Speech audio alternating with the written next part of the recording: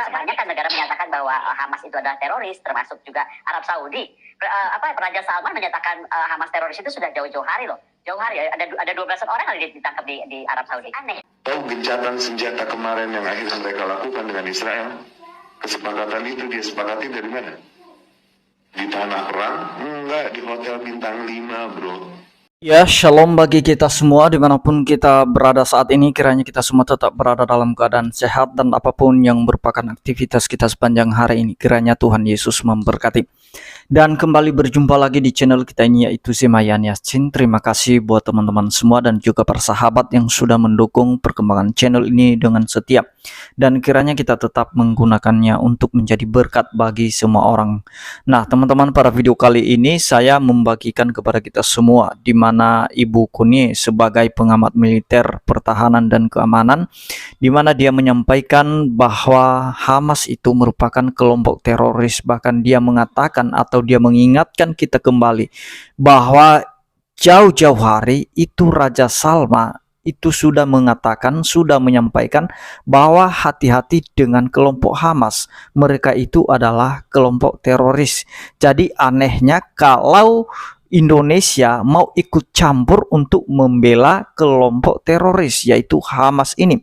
Begitu banyak kericuhan yang terjadi atau demo yang terjadi di negeri kita ini hanya karena menyuarakan untuk membela Hamas atau kelompok Hamas dengan alasan membela kemerdekaan Palestina. Dan mereka tidak mengerti, mereka tidak paham bahwa kelompok Hamas itu punya kepentingan sendiri di dalam kelompok mereka, sehingga dari kepentingan itu rela mereka korbankan warga sipil dari Palestina. Oleh karena itu teman-teman, mari kita simak video Ibu Kunye, videonya yang berikut ini. Masalah kita meningkat Palestina. Dengan segala hormat, Indonesia itu mesti ingat kita ada Papua. Sekali lagi ya, saya bukan tidak mau membela, tapi cara kita yang salah jika membelanya itu akan backfire. Percaya saya. Dan juga banyak kan negara menyatakan bahwa Hamas itu adalah teroris, termasuk juga Arab Saudi.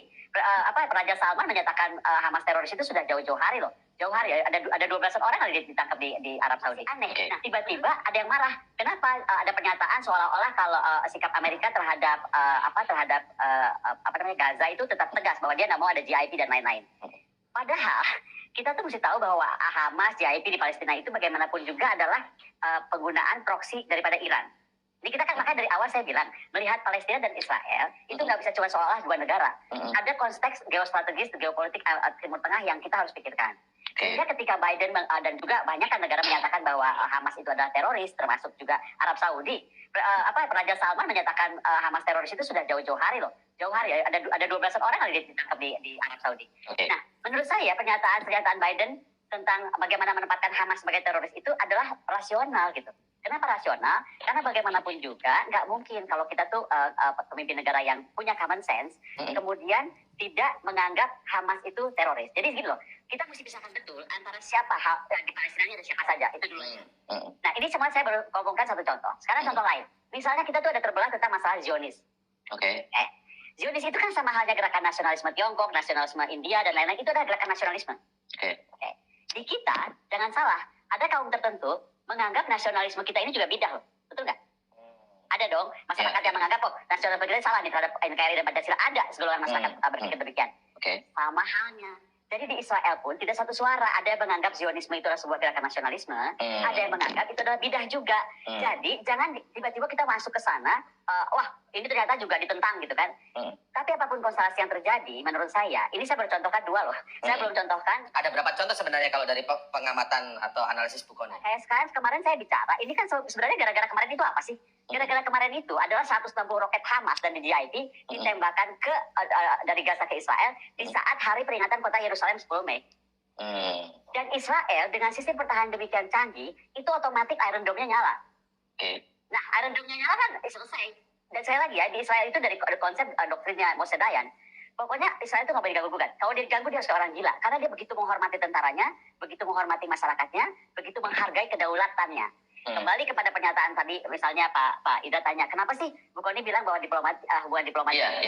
Karena begini, salah-salah kita menyikapi Pak Indra ya, salah-salah kita menyikapi Palestina. Dengan segala hormat, Indonesia itu mesti ingat, kita ada Papua.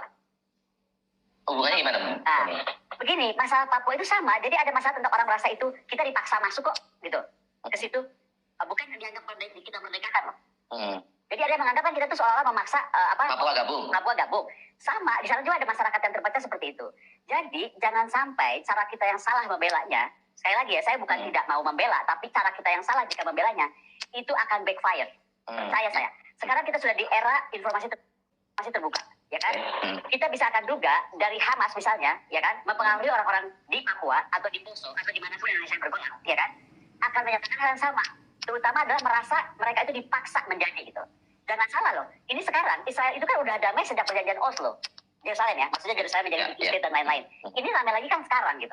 Jadi kalau saya melihatnya, konteks kita bagaimana mendukung tidak boleh ada negara lain pun dijajah di dunia ini dan ini dan itu betul. Tapi kita mesti sadar juga, waktu itu Pak Ali Alatas juga ikut mendorong penandatanganan Oslo Agreement. Apa artinya? Itu menjadi Jerusalem menjadi two state gitu kan istilahnya, ya kan? Tapi saya tuh lebih tertarik sama ucapannya tahun 2001 Ustadz Arifin Yahya. Ustadz Arifin Yahya itu bilang bahwa selama periode kepemimpinan Nabi Muhammad itu tidak pernah melakukan serangan ke Yerusalem. Di Al-Quran pun tidak ada surat yang memerintahkan untuk mengambil alih Yerusalem. Dan di kitab Yahudi dan Nasrani berkali-kali disebut bahwa Yerusalem dan tanah Israel adalah tanah yang diberikan Allah untuk mereka. Ini menarik dari pandangan Ustadz Arifin ini ya.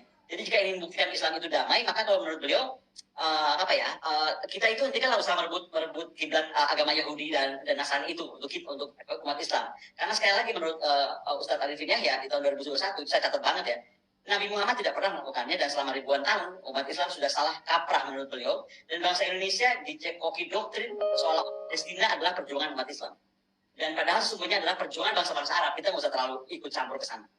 Nah, optionnya ini saya cuma mau omongkan apa yang akan terjadi kalau kita teruskan perang ini ya.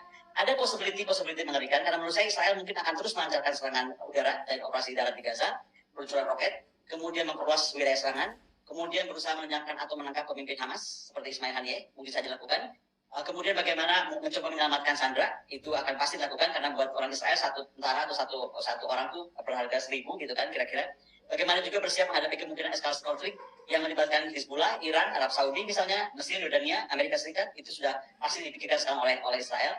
Dan bagaimana mengaktifkan cadangannya, reserve dia akan sangat besar di deploy, terutama untuk perbatasan utara dan timur. Kemudian bagaimana mencari dukungan diplomatik dan militer dari sekutu spesialnya itu tadi, the nation under God ya, two nation under God mereka bilangnya. Jadi Amerika dan Israel itu tidak terpisah. Nah, terkait Iran, sekali lagi ini sangat kemungkinan ya. Saya tuh agak takut cuma ngomong ini karena ini perangnya baru saja. Tapi ini kemungkinan kalau memang Iran terlibat, maka Israel akan membalas langsung terhadap Iran yang tuduh mendukung dan mempersenjatai Hamas.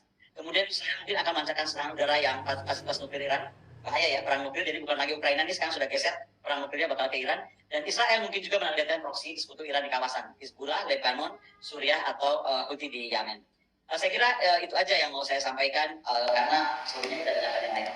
Sumbangan tersebut akhirnya terarahkannya ke mereka. Mereka habis panen ini dengan dibantainya para rakyat Palestina. Tahu gencatan senjata kemarin yang akhirnya mereka lakukan dengan Israel?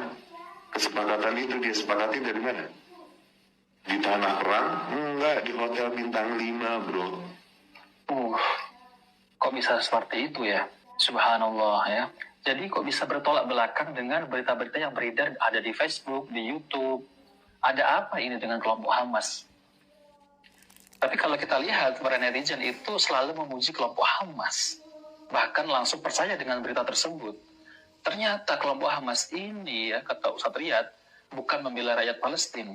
Malah meraup keuntungan demi kepentingannya. Coba kita lihat lagi ya. Di Qatar hidupnya. Qatar adalah negeri yang terkenal memelihara para kelompok-kelompok teroris dan para dai-dai yang mengajarkan teroris. Qatar sama Turki syaitan ini. Asal ente tahu. Jadi dari Mesir nih, tokoh-tokoh yang membawa pemikiran bom. Dan sumbangan tersebut akhirnya terarahkannya ke mereka. Mereka habis panen ini dengan dibantainya para rakyat Palestina. Nah, jadi itu dia videonya teman-teman. Kita sudah mendengarkan apa yang telah disampaikan oleh Ibu Konia ya. Dia menyebutkan bahwa jauh-jauh hari sebelumnya itu Raja Salman sudah menyampaikan bahwa Hamas itu merupakan teroris atau kelompok teroris. Hamas itu bukanlah pemerintah Palestina, melainkan mereka kelompok-kelompok teroris yang dimana dalam setiap tindakan kejahatan mereka selalu mengatasnamakan kemerdekaan dan perjuangan warga Palestina, apalagi mereka mengatasnamakan hal-hal yang sensitivitas seperti agama, sehingga terkiculah negara-negara yang mabuk agama, khususnya seperti yang di negara kita ini. Misalnya begitu banyak kelompok-kelompok radikal yang mendukung tindakan Hamas tersebut, sehingga di tanggal 7 atau di hari Sabtu Oktober kemarin, tanggal 7 Oktober, ketika Hamas itu menyerang Israel secara tiba-tiba pada hari Sabat, dan itu banyak orang yang bangga memuji tindakan Hamas tersebut. Bahkan ada beberapa tokoh-tokoh nasional di Indonesia ini bangga dengan tindakan terorisme seperti itu. Mereka menculik warga sipil Israel, dari bayi, anak-anak, bahkan sampai pada lansia. Mereka menculik dan mereka menindas, teman-teman ya. Bahkan ada yang mereka eksekusi. Jadi mereka anggap itu sebagai sebuah perjuangan.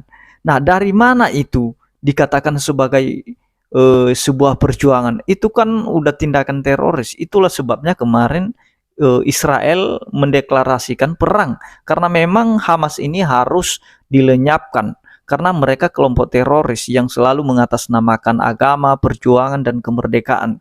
Jadi bagi orang yang tidak memahami, tidak mengerti bahwa kelompok Hamas itu punya kepentingan, maka banyak orang yang mendukung karena mereka menganggap bahwa Hamas itu pahlawan.